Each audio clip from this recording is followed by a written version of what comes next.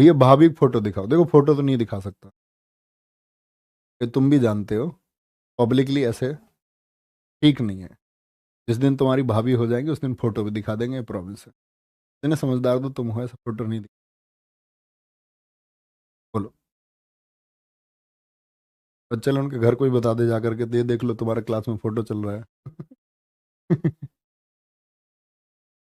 उनके घर बता दे कोई। चलो, अब आप लोग क्वेश्चन पूछ सकते हैं, जो भी कोई क्वेश्चन है। देखो मेरी स्टोरी सुनो, मेरी स्टोरी कितनी सी। हमारा गांव है सिकंदराबाद, जिला बुलंदशहर। यहाँ जहाँ स्टूडियो है यहाँ से 18 किलोमीटर दूर है हमारा गांव। और 18 होगा पक्का, 18 से 19 किलोमीटर है। ठीक है, 18 ही पड़ता है, मतलब दो रास्ते हैं, एक से 18 है। हमारे पिताजी किसान हैं, मम्मी हाउसवाइफ है। और 5 भाई बहन हैं हम। 5 भाई बहन में सबसे बड़ी हमारी दीदी है, फिर हमारे भाई हैं बड़े, फिर मैं हूँ, और फिर मुझसे छोटी 2 बहनें हैं। बड़ी बहन जी हमारी टीचर हैं, गवर्नमेंट टीचर। और मुझसे बड़े भाई जो मेरे हैं वो दिल्ली पुलिस में हैं। फिर मैं हूँ, मुझसे छोटी बहन एक टीचर है।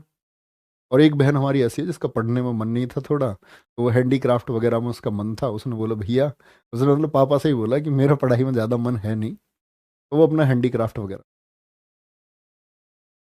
ठीक है, तो ये है। ये तो हुआ हमारा, मतलब हम लोग कर क्या रहे हैं। हमारे घर में 2 लोगों की शादी हुई है, बड़ी बहन जी की, हमारी बड़े भैया की। और मुझसे छोटी बहन जो है उसकी शादी हो चुकी है। और अब जो और उससे भी छोटी है फिर उसकी शादी होगी। तो ये मैंने ही तय किया है कि ये मेरी नैतिक जिम्मेदारी है कि पहले, क्योंकि हमारे पास पहले साधन नहीं थे बहुत। जब हमारे पिताजी किसान रहे तो हमारे चाचा, हमारे पिताजी और हमारे बाबा जी, 3 हिस्से थे हमारी ज़मीन के। और 3 हिस्सों में से तीसरा हिस्सा आप समझ सकते हैं ज़मीन का। और उसमें 5 बच्चों को पढ़ाना, ये अपने आप में एक टास्क है। अब आप बोलेंगे जी अंकल जी ने 5 क्यों करे थे, तो पहले लोग कर लेते थे। स्थिति ऐसी आई कि 5 लोगों को जब बहुत अच्छा पढ़ाना हो, या तो ये कि बहुत बेसिक्स पढ़ाई हो सबकी। जैसे हमारे भैया की तो लगभग बेसिक्स पढ़ाई हुई है, लेकिन हमारी बहन जी की बीएड वगैरह उन्होंने की सब कुछ। और मेरी इंजीनियरिंग हुई तो उसमें भी मैंने एजुकेशन लोन हमारा लिया गया। एजुकेशन लोन भी बाद में मतलब पटाया गया, वो किसान क्रेडिट कार्ड निकलवा करके। कहने का मतलब है कि बहुत सारे लोन्स थे। और फिर दीदी की शादी हुई तो एकदम से पैसे इतने सारे कहीं से हमारे पास आए भी नहीं कि कोई ऐसा सोर्स हो कि इनकम का कोई सोर्स हो, क्योंकि सब कुछ खत्म ही था। फिर एक कर्जा वो भी था। और फिर भैया की जॉब लगी हमारे भाई दिल्ली पुलिस में 2012 में।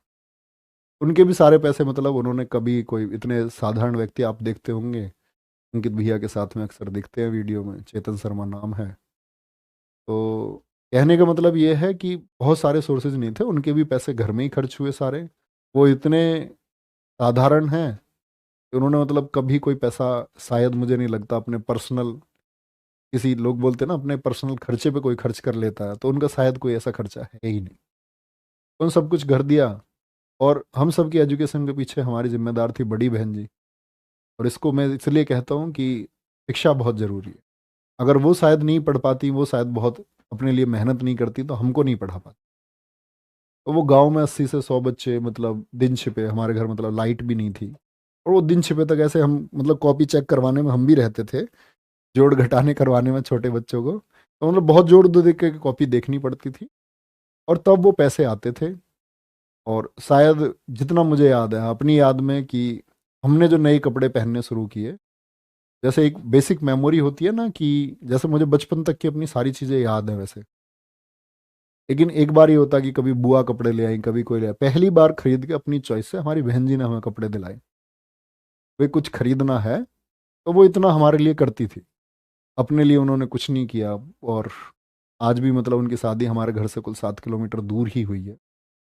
और भाई साहब हमारे, मतलब हमारे यहाँ भाई साहब बोलते हैं जीजा जी को, बड़े अच्छे आदमी हैं, बहुत सज्जन है, हमारे बड़े भाई की तरह हैं। और बहुत ज़बरदस्त आदमी, इम्प्रेसिव। दूसरी बहन के हमारी हस्बैंड है, वो भी बहुत अच्छे हैं। वो इंडियन आर्मी में है आपका, पोस्टेड चल रहे हैं वो वहाँ का, कश्मीर। तो ये तो घरेलू एक स्ट्रक्चर हुआ। तो इसमें हम पले बढ़े। पले बढ़े तो दबाव होता है एक, कि भाई तुम्हारे ऊपर घर की जिम्मेदारी है, कर्ज जैसे हालात है। और 2 भाइयों में से एक भाई जब सफल हो जाए तो उम्मीद की जाती है कि दूसरा भी हो जाए, जिसकी एजुकेशन एक अच्छी हो। जिसने इंजीनियरिंग कम से कम कर रखी हो तो वो सफल हो। तो हमारा क्या हुआ कि जब जैसी ट्वेल्थ के बाद एक शौक था, बहुत गर्व बोला मैंने कि मैं इसमें कॉमन ग्रेजुएशन करूंगा। कुछ पैसे का कारण भी था कि भाई पैसे हमारे पास इतने हैं नहीं कि हम इंजीनियरिंग करें एजुकेशन लोन पर। डर लगता था इन चीज़ों से। और अपनी अगर बात करूं, बहुत ज़्यादा समझ भी नहीं थी। लेकिन मैं अपनी उम्र में जो मैंने देखा, मैं अपनी उम्र से ज़्यादा समझदार ही हमेशा रहा। कभी कोई ऐसा फॉल्ट नहीं था, कभी हमने कभी कोई गलती नहीं की। एक गलती जिसको मैं आपके सामने पहले ही पेश कर चुका हूँ, वो गलती भी नहीं थी। वो तो बस एक छोटे बचपन 8वीं क्लास में ऐसे ही हमने कोई चिट्ठी दे दी। उसको तुम इग्नोर कर सकते हो, मतलब अगर गलती मानना है तो गलती मान सकते हो। फिर ऐसा हुआ कि ये जिम्मेदारी आ गई, तो अपना ख्वाब था कि भाई यूपीएससी देंगे। और बड़ा मुझे रिसर्च का बड़ा शौक था। मैं 6ठी क्लास से 12वीं तक स्कूलिंग, मेरी 12वीं क्लास तक मैं अग्रसेन इंटर कॉलेज में पढ़ा हूँ। और अग्रसेन इंटर कॉलेज मतलब हम साइकिल से आते थे। 6ठी क्लास तक मुझे साइकिल चलानी आई नहीं, 7वीं से मैंने सीखी, तो भैया मुझे लेके गए, एक ही स्कूल में हम थे। फिर 6 साल में स्कूल साइकिल से। पढ़ने का जुनून इतना था कि हमारे प्रिंसिपल थे समय सिंह, मतलब आप कह सकते हैं, मतलब एक डिप्टी प्रिंसिपल थे वो। प्रिंसिपल तो हमारे वीरखेड़ा गांव के थे। और बाद में हमारा प्रिंसिपल बने आपका, उनका क्या नाम था, बीगेपुर के प्रिंसिपल थे सतपाल सिंह अधाना जी। तो स्कूल जाते रहे, पढ़ाई का इतना शौक था, कार्बनिक रसायन 11वीं क्लास में ठंड के टाइम पर। और मैं कोहरे में अपने साइकिल के स्टीयरिंग पर कार्बनिक रसायन पढ़ते हुए जा रहा था, तो हमारे मास्टर जी साइड में आ गए, समय सिंह जी। उन्होंने प्रेयर ग्राउंड पर मुझे सबके सामने बुलाया। बोले कि ये लड़का किस दिन सड़क पर मर जाएगा। मैंने इसको 3-4 दिन देखा है साइकिल पढ़ते हुए जाता। और फिर मतलब इतना जीएस वीएस का इतना पढ़ने का शौक था। 6ठी से 12वीं तक जितने भी कंपटीशन हुए, चाहे वो भारत को जानो हो, चाहे रोटेट क्लब हो, छोटे छोटे जीएस के कंपटीशन। और भारत को जानो के बारे में अगर आप में से बच्चे जानते होंगे, तो स्कूल लेवल से बच्चे सेलेक्ट होकर के फिर सीबीएसई बोर्ड, यूपी बोर्ड, वो कंबाइंड था, फिर जिले से बच्चे चुने जाते थे। जिले के बाद में फिर मंडल पर, और मंडल के बाद में फिर राजस्थान सेंट्रल एग्जाम होता। तो मैं क्वालिफाइड हूँ, ठीक है, उसमें प्रथम स्थान में रहा। और बहुत वो माइक पे होती थी, ऐसे लिखित परीक्षा नहीं होती थी, माइक पे आपको क्विज में आंसर देना होता था सामने लाइव तुरंत। ऐसे ही चलते रहे, मतलब जीएस का बड़ा अच्छा था। तो बड़ा रिसर्च का शौक था। साइकिल पे गए तो रेल पे अगर देखा टीयर 2 क्यों लिखा हुआ है, हर चीज़ का बड़ा शौक था। कॉलेज में 4 साल में हमने पढ़ा सिर्फ और सिर्फ लाइब्रेरी में कंप्यूटर पे, गूगल पे जाके चीज़ें ढूंढना, ये क्यों होता है। दिमाग में दुनिया में कहीं खंबे पे कुछ लिखा दिखा, दीवार पे कुछ लिखा दिखा, हर चीज़ के बारे में रिसर्च की, ये ऐसा क्यों नहीं होता है। बड़ा मतलब एक व्यक्ति होता है ना जिज्ञासु, तो मुझे लगता है मैं हद से ज़्यादा जिज्ञासु हूँ किसी चीज़। इतनी भी टिपिकल चीज़ होगी मेरे सामने आएगी तो पहले मैं उसको जानूंगा। मेरे पास डायरी रहती है, मैं नोट कर लेता हूँ, मुझे इस चीज़ के बारे में जानना। ऐसे ही अपने बढ़ते रहे, तैयारी चलती रही। तो ये था चलो इंजीनियरिंग हो जाएगी, पिताजी कह रहे हैं तो कोई दिक्कत नहीं है, कल यूपीएससी निकालेंगे। और फर्स्ट ईयर में शायद इसी चक्कर मेरी बैक भी थी। अगले सेमेस्टर में मेरी एक में, क्योंकि इंजीनियरिंग पर जब हमने ध्यान नहीं दिया तो एक में बैक आई, अगले सेमेस्टर में वो क्लियर भी हुई। तो ये सारी चीज़ें चलती रही। और ये बड़ा भावुक है, जैसे तुम फील करना, ये तुम्हारी ज़िंदगी का परिवर्तन कर सकता। और ये मैंने अब से पहले सिर्फ एक बैच में बताया है, खाकी बैच में। और खाकी बैच के बाद में आज तुम्हें बता रहा हूँ, शायद कुछ चीज़ें डिफ्रेंशिएट कर सकती हैं, कुछ चीज़ें वहाँ ना बताई हो। तो हुआ ऐसा, इंजीनियरिंग भी हो गई आपका, और साल था 2015। इंजीनियरिंग के बाद में भाई यही था, अपना तैयारी के लिए बोला गया कि भाई जॉब करनी है या प्रिपरेशन करनी है। तो हमारे भैया नौकरी कर रहे थे, बहन जी हमारी तब तक शिक्षा मित्र थी, टीचर हुई नहीं थी। शादी तक वो शिक्षा मित्र ही रही, अपनी शादी के बाद वो टीचर हुई। और थोड़ा सा वेतन मिलता है शिक्षा मित्र को, तो उन्होंने सब घर पे ही खर्च किया। तो तैयारी का मन बन गया कि भाई ठीक है तैयारी करेंगे। कभी आओगे तुम में से कोई हमारे घर, तो मेरी शायद 12वीं के टाइम की डायरी रखी हुई है। तो मैं अपना नाम पता कैसे लिखता था, मैं अपना नाम ऐसे लिखता था डायरी पे, ऐसे थोड़ी सी हनक नहीं आती है, कलेक्टर लिखते हैं, मैं अपना नाम लिखता था आईपीएस नवीन शर्मा, हर जगह। तो ख्वाब था एक पाला हुआ। इतनी अखबारों की कटिंग मैंने की, अगर आप देखोगे उस समय के चुनावी मुद्दों से लेकर के। ऐसा नहीं था मुझे जीएस पढ़नी थी, मुझे पॉलिटिक्स में बड़ी रुचि थी। मैंने चुनावी मुद्दों से लेकर के हर चीज़ की फाइलों की कटिंग, मेरे पास हर चीज़ की कटिंग होती थी। चुनाव में कौन कहाँ हुआ, सदुआ भैया क्या कर रहे हैं, चित्रकूट वाले कौन सा गैंगस्टर कहाँ क्या कर रहा है, कौन कौन से गैंग है। वीडियोस देखी हमने खूब यूट्यूब अपने कॉलेज के टाइम पे, सब रिसर्च की किसका गैंग कहाँ तक है, किसके गैंग में कौन है। और अपना पढ़ाई करते थे बहुत बढ़िया। इंजीनियरिंग में अपने पास किताबें जीएस की रही, पढ़ते रहे पढ़ते रहे, गाइडेंस लोगों से रहते रहे। दिल्ली चले गए फाइनली 2015 में, फिर तैयारी करेंगे। और मैं, हमारे चाचा जी, हमारे परिवार में लोकेश, हमारे गांव से ही अरुण भाटी दोस्त है मेरे, तो हम 3-4 लोग गए तैयारी करने। एक हमारे गांव के भांजे थे तो वो गए। अब होता क्या है कि हम लोग गए वहां पर आपका अगस्त में, लगभग जुलाई के एंड अगस्त के शुरुआत में। तो हम रह रहे थे, अपना पढ़ाई हमने शुरू कर दी। कोचिंग सेंटर कोई ज्वाइन किया नहीं कि पहले किताबें पढ़ेंगे और उसके बाद में देखेंगे। और जिन कोचिंग सेंटर्स में हकीकत यह है कि शायद मैं तुम्हें पहली बार बता रहा हूँ कि दरअसल में घर में अगर ये कह के जाता कि मैं यूपीएससी की तैयारी करने जा रहे हैं, कुछ और पढ़ेंगे, हम नोबेल पढ़ेंगे, वहाँ पर हम उपन्यास पढ़ेंगे, तो उसके लिए कोई तैयार भी नहीं होता। तो जहाँ हमने एडमिशन लिया हमने क्लास नहीं की। हम गए, हमने किताबें ढूंढी बाजार में, और किताबें कभी एक पेज चलते चलते पढ़ लिया किसी का, और अपने बैग में किताब रखी एक। नोवेल बहुत पढ़े, कहानियां बहुत पढ़ी, बहुत सारी पुस्तकें पढ़ी। दिन आया अगस्त के बाद में नवंबर का। नवंबर आया तो मतलब उस टाइम ये था कि भाई सीपीओ देना है तुमको। और सीपीओ मेरा 2016 क्वालिफाइड भी हुआ, 2015 एनटीपीसी मेरा क्वालिफाइड भी हुआ। और ऐसे बिगड़ तैयारी के दिए, कुछ ज़्यादा तैयारी से नहीं दिए, क्योंकि मैथ वैथ ठीक था अपने। रीजनिंग में कुछ करना होता ही नहीं है एसएससी की में। वो बस कॉमन सी की 10-15 दिन में सीख साख के बढ़िया प्रैक्टिस करके। और उस समय मतलब बड़ी आसान सी रीजनिंग आती थी। जीएस का भी एक अच्छा लेवल होता था, हालांकि एसएससी का हमें। बात आती है नवंबर 2015 की, हमारे पिताजी का एक्सीडेंट हो गया। और उनका एक्सीडेंट हुआ तो ये मतलब एक टर्न था जिंदगी। एक्सीडेंट होने के बाद में गांव में आना पड़ा। हमारे पिताजी के 17 फ्रैक्चर थे, हॉस्पिटल में रहे, मैं हॉस्पिटल में ही रहा लगातार। और वो गेहूं बोने का समय था। पिताजी हमारे किसान है, सारी जिम्मेदारी उनकी थी। चाचा के हिस्से की खेत भी वो करते थे। और आज हमारे पिताजी की उम्र लगभग अगर बात करें तो 68-69 साल है।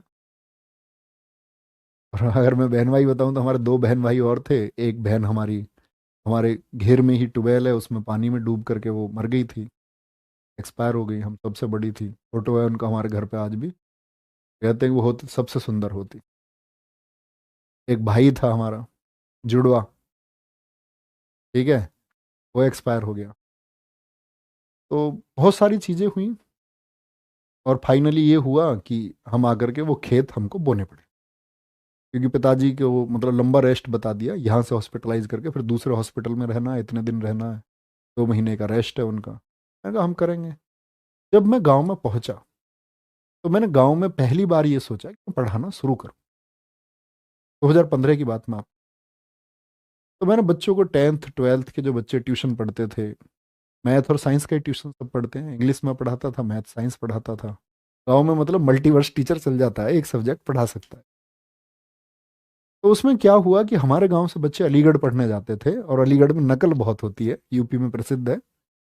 हमारे गांव से लगभग हर साल 50 60 70 लड़के अलीगढ़ से 10वीं और 12वीं पास होते थे। तो पहली बार मैंने लोगों में ये प्रचारित किया कि आपको अलीगढ़ जाने की जरूरत नहीं है, मैं आपको पढ़ाऊंगा, है ना। और आप यहीं कहीं से लोकल स्कूल से फॉर्म भरो, कहीं अलीगढ़ जो 10 12 15 हज़ार रुपए आप देते हो देने की जरूरत नहीं है। फीस मैं 300 रुपये लेता था पर हेड एक बच्चे से। तो कहने की बात है, बच्चे मेरे पास पढ़ने लगे, उनको दिखा कि ये लड़का मेहनत करता है। सबने भेजा गांव में, क्योंकि हमारी बहन जी पहले पढ़ाती थी, तो आप समझ सकते हो पृष्ठभूमि थी, पृष्ठभूमि थी कि ये लोग पढ़ाते हैं।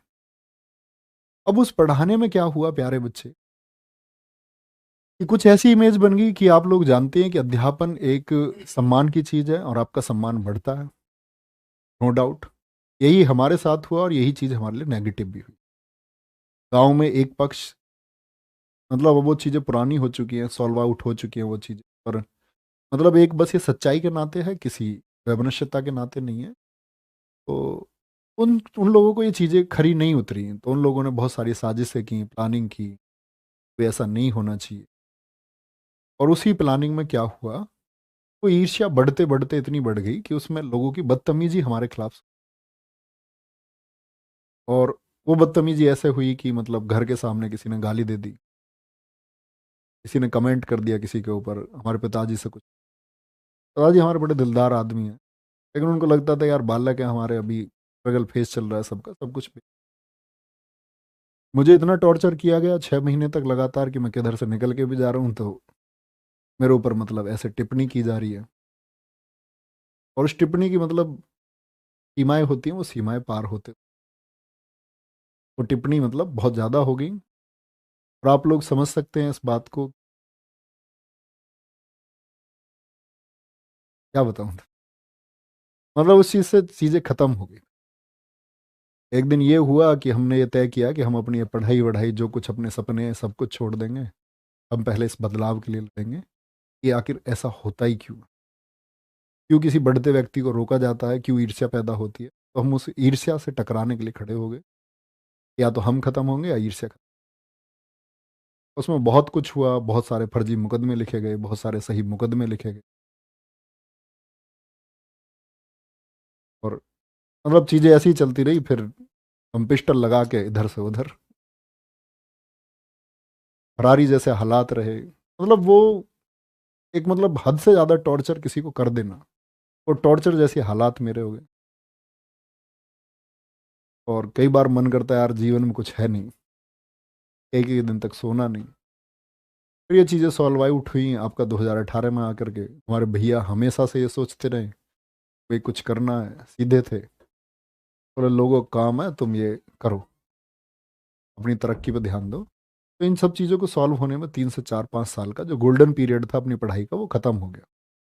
जो सिलेक्शन था अपना टीपीओ एंड टीपीसी, वो किसी काम नहीं आए क्योंकि मुकदमे लग चुके थे, कोई अर्थ उनका नहीं रहा। और फिर अगर हम बात करें प्यारे बच्चे, 2018 में हम गए तो मैं एकांत रहा हूँ 1 साल, एक कमरे में बंद होकर के, एक मानसिक दबाव जैसी हालात में। और मैंने हद से ज़्यादा पढ़ा।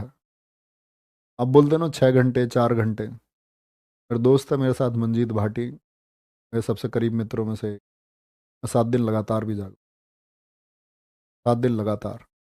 इसको कोई विश्वास नहीं करता, एक वो व्यक्ति है मेरे साथ जो है। तो कहने का मतलब ये है, जिंदगी में बहुत सारी चीज़ें आती है और हमने देखा इस चीज़ में नुकसान भी होता है, लेकिन परिवर्तन के लिए बहुत सारी चीज़ें करनी पड़ती हैं। जब आपका अंत होने वाला हो तब आपको अपने रिवाइवल के लिए, जीवन के लिए सब कुछ करना पड़ता है। और मेरा मानना ये है, इन सारी चीज़ों का निष्कर्ष मैं आप लोगों के आसपास क्या पहुंचाऊं कि आप मेरे छोटे भाई बहन हैं, तो निष्कर्ष ये है कि आप मतलब ऐसी चीज़ों से बचना, बहुत दूर रहना। जब आप सफलता की तरफ बढ़ रहे हो ना, तो आप लोगों के सामने हाथ जोड़ के रखना, नहीं तो आपको पूरी ज़िंदगी मलाल रहेगा कि आप ये कर पाते। और फिर सारी परिभाषा, सारे इस चीज़ का शायद जब लग रहा था जीवन में कोई अर्थ है नहीं, दिल्ली थे, भैया ने बोला कुछ करना, तो प्लान बनाया, 20 स्टूल खरीदे और कोचिंग सेंटर अपना शुरू किया। हालात ऐसे थे मुकदमे के चलते हुए कि एक इन्वर्टर तक हम नहीं खरीद सकते थे कोचिंग सेंटर के लिए, कि भाई लाइट रहेगी, अंधेरा रहेगा, सर्दियों के समय पर कैसे पढ़ाएंगे। पहले तो गांव में शुरू किया, थोड़ा सा उजाला निकले तब पढ़ाना शुरू किया। 20 बच्चों से शुरुआत की, नहर पर पहुंचे, दम लगाया, बच्चों से बोला पूरे दिन घर जाने की जरूरत नहीं है, खाना लेके आओ, तुम्हारा भाई तुम्हें पढ़ाएगा। पूरी रात क्लास चल रही है, गद्दे बच्चों के लिए खरीदे, सब अपने घर से लेकर के आए। हॉर्न में ऐसा रोड की आवाज़ पर पढ़ाना शुरू किया। और उस गले में जो चीज़ें दिक्कत आई वो तभी से आई। नॉन स्टॉप पढ़ाया। दिल्ली पुलिस का बैच था जब पिछले वाला 2020 का, और मैंने ऐसी प्रॉमिस कर दिया कि 6 से 12 बजे तक मैं तुम्हें पढ़ाऊंगा। गर्मियों के टाइम पे लॉकडाउन का समय था, ना पंखे, गांव में जंगल में बाग था, अस्तौली गांव में हमारे पास। तो वहाँ एक स्कूल था, ना तो वहाँ इलेक्ट्रिसिटी कोई सप्लाई, इतनी दूर जंगल में कहाँ ही सप्लाई होगी, ना पंखे ना कुछ, बच्चे तर पसीने में, मैं तर, लेकिन लगातार हम 6 घंटे पढ़ते। और सारे बच्चे वो लगभग बेहतरीन माइंडसेट के बच्चे हैं, मैं आज देख पाता हूँ सबको, शायद एक जागरूक नागरिक भी हैं जो ऑफलाइन स्टूडेंट। फिर उसके बाद नहर पर आए, नहर पर आने के बाद में फिर जिंदगी संवारने का काम अंकित भैया ने किया। उन्होंने बोला कि हमारे यहाँ से एक हिस्ट्री के टीचर चले गए थे, बोले कि नवीन अगर ये कर पाए। तो उस समय ये था कि मैं 6 आपका पढ़ा रहा था, 6 घंटे तो मेरे भैया ने हमारे ने कहा बड़े ने कि वहाँ से ऐसे पढ़ाना है। मैंने कहा नहीं, मैंने तो यहाँ प्रॉमिस किया हुआ है बच्चों से। बोले शाम को पढ़ाऊंगा। पढ़ाएंगे। पढ़ाते पढ़ाते यही सब अभी तक चल रहा है, आपके सामने है जो कुछ भी है। मेहनत कर रहे हैं, साथ मिलके चल रहे हैं। और जीवन में बस एक यही ख्वाब है कि जो कुछ छूटा तो ज़्यादा बहुत कुछ मिला है। तो हम लोग ये मानते हैं कि अगर हम गुंजाइश रखते हैं हमेशा सुधार की तो हम आगे पहुंचते हैं। जीवन में आप क्या सीखते हो वो महत्व रखता है हमेशा। आज शायद हम कहीं डिस्ट्रिक्ट मजिस्ट्रेट भी हो जाते तो शायद इतने लोग हमें नहीं जान पाते। कहीं हम शायद आईपीएस भी होते तो लोग हमें नहीं जान पाते। हम कहीं इंस्पेक्टर होते तो नहीं जान पाते, सब इंस्पेक्टर होते नहीं जान पाते। हम कहीं रेलवे में काम कर रहे होते लोग इतने हमको नहीं जान पाते। और सबसे बड़ी बात है सर्विस, सेवा हम इतने लोगों को दे नहीं पाते। एक डिस्ट्रिक्ट मजिस्ट्रेट चंद लोगों को सेवा दे पाता है अपने पूरे जीवन काल में। एक आईपीएस चंद लोगों के लिए सही काम कर पाता है। एक सब इंस्पेक्टर ना के बराबर लोगों के लिए सही काम कर पाता है अपनी ज़िंदगी में, राजनीतिक दबाव के चलते हुए। लेकिन मुझको लगता है कि हम लोग जो काम कर रहे हैं पर कोई ना तो कभी दबाव बना सकता और हम हज़ारों घरों की ज़िंदगी संवार सकते। उस दिन प्रण किया कि अपना ज़िंदगी, जिस दिन वो मैंने 20 स्टूल खरीदे, कि हम कभी ना तो कभी कोई फॉर्म भरेंगे, आगे केस मुकदमे सब खत्म हो गए। लेकिन हमने डिसाइड किया हम पूरी ज़िंदगी अब अध्यापक रहें। Teacher means teacher. ऐसा नहीं कि अपनी तैयारी करेंगे नौकरी लग जाएगी, नौकरी करेंगे बच्चों को आज पढ़ाएंगे कल नहीं पढ़ाएंगे परसों चैनल बदलेंगे, नहीं, एक जगह पढ़ाएंगे। अपने अंतिम क्षण तक, अंतिम सांस तक पढ़ाएंगे, बच्चों में वैल्यूज डेवलप करेंगे, बच्चों को सिखाएंगे कि शिक्षा क्या महत्व है। सब कुछ चल ही रहा है, कोई दिक्कत नहीं है। और बाकी अगर बात करते हैं, वे बच्चों तक तो हम है ही, जिंदगी हम संवार पा रहे हैं। और एक चीज होती है धन, के बारे में शायद कभी कोई ऐसा पंत रहा नहीं। इसके बारे में हमारे चैनल के ऑनर जानते हैं कि धन से मेरा कितना लेना देना है या कितना नहीं है। वो चीज़ें मैं आपके पास डिलीवर करूँ तो वो शायद एक झूठ होगा, सत्य होगा, तो कभी उससे कोई वास्ता। आज भी हमारे पैसे, मेरे भैया और ये दोनों आपस में मित्र हैं, अंकित भैया। मैंने कहा मेरे जो भी पैसे मेरे भैया के पास, वहाँ पहुँच जाते हैं, कोई दिक्कत नहीं है। तो मैं ले लेता हूँ जो मुझे ज़रूरत होती है। इतना ही सीन है और बस मेहनत करते रहेंगे, आगे बढ़ते रहेंगे। अपना ख्याल रखो और मतलब तुम मेहनत करो, अपनी योजना बनाओ। और जीवन में कहते हैं ना, आपको एक चीज़ सिखाई जाएगी कि नसीब में जो लिखा। मेरा मानना है प्यारे बच्चे, नसीब ठीक है, हमको हर चीज़ को वैल्यूएशन देना चाहिए। लेकिन मैं आपको एक बात बताता हूँ, सबसे बड़ी चीज़ योजना होती है। आपके पास एक बेहतर योजना है और आप उस पर काम करेंगे तो आप जरूर सफल होंगे। और वो चाहे आपकी सरकारी नौकरी की बात हो। मैं बोलता हूँ ना, आप में से हमेशा सारे बच्चे सफल नहीं हो सकते, लेकिन आप में से बहुत सारे बच्चे सफलता के ऐसे मुकाम भी लिखेंगे जो किसी ने ना लिखे होंगे, जो आपने स्वयं नहीं सोचे होंगे कि आप इतने सफल हो सकते हैं, आप इतने सफल हो जाएंगे। मेरे को अभी भी पूछा सर आपकी कितनी सैलरी है। एक डिस्ट्रिक्ट मजिस्ट्रेट अगर ईमानदारी से जितना 10 सालों में कमाएगा इतना हम एक महीने में कमा। ईमानदारी की बात कर रहा हूँ मैं, वो भ्रष्ट हो जाए तो बात दूसरी है। वो भी एक अलग विषय है। मुझे लग रहा है मुझे सारी चीज़ें आपको बता देनी चाहिए, तो अपना ख्याल रखिए बहुत सारा। और ये भावनात्मक चीज़ें हैं, मैं इनके लिए परेशान नहीं होता, नहीं तो मैं इन चीज़ों के लिए बहुत दिन रोया भी हूँ। बहुत मतलब मानसिक वेदना होती है ना, वो उत्पन्न भी हुई है। लेकिन अब ये चीज़ें, थोड़ी सी नमी आती है आंखों में, लेकिन अब लगता है सब सही है। ये जीवन का एक अध्याय है, मुझे लगता है मेरे अनुभव का सबसे बड़ा कारण यही है कि मैं हर वर्ग में जिया हूँ। हर वर्ग से मतलब शिक्षित वर्ग से लेकर के इसी दौर में मैं बहुत सारे अफसरों से, बहुत सारे राजनीतिकों से, अपने मामले में, अपने बचाव में, लोगों के बचाव में बहुत सारे लोगों से मिला। बहुत जीवन में भागदौड़ रही 4-5। तो ये शायद मुझे लगता है तभी का अनुभव है और ये हमेशा काम आता है। हर एक फील्ड में हर जगह काम आता है और ये मेरे काम आज भी आता है। बस आप लोग अपना ख्याल रखिए। अंतिम क्लास है, ये चीज़ें आपको ऐड होके मिल जाएंगी, तो अनुसरण करना। मैंने 2 लेसन आपको बताए कि ज़िंदगी में आप प्यारे बच्चे बस आगे बढ़ते रहना। तो कभी भी कितनी भी नेगेटिव हालात आ जाएं, कितनी भी गड़बड़ आ जाए, आपको लगेगा आप इसके आगे नहीं कर पाओगे। चाहे वो पैसे की वजह से हो, चाहे वो आर्थिक तंगी की वजह से हो, चाहे वो सामाजिक दबाव की वजह से हो, आपको लगेगा आप इससे आगे नहीं बढ़ पाओगे। लेकिन आप बस ये थॉट प्रोसेस अपने दिमाग में मत देना कि तुम इससे आगे नहीं बढ़ पाओगे। तुम हमेशा खुद से कहना, खुद के ऊपर, बोलते हैं ना खुद के ऊपर विश्वास। अगर आपको आत्मविश्वास होगा ना कि मैं इस बॉर्डर लाइन को पार कर जाऊंगा, तो तुम कर जाओ। अपना ख्याल रखें बहुत सारा। बाय बाय, टेक केयर, जय हिंद, जय भारत, जय मां सरस्वती। मिलेंगे प्यारे बच्चे आपका 26 तारीख को मिलान सीरीज में, और उसके बाद में फिर ऐसे ही आपका प्यारे बच्चे सागर में, सागर में, और आगे आप जब तैयारी करते रहेंगे तो आगे किसी बैच में, और जब आप सफल हो जाएंगे तो आपकी सफलता के बाद में गले मिलने के लिए तैयार आपका भाई नवीन। ठीक है, टेक केयर, जय हिंद।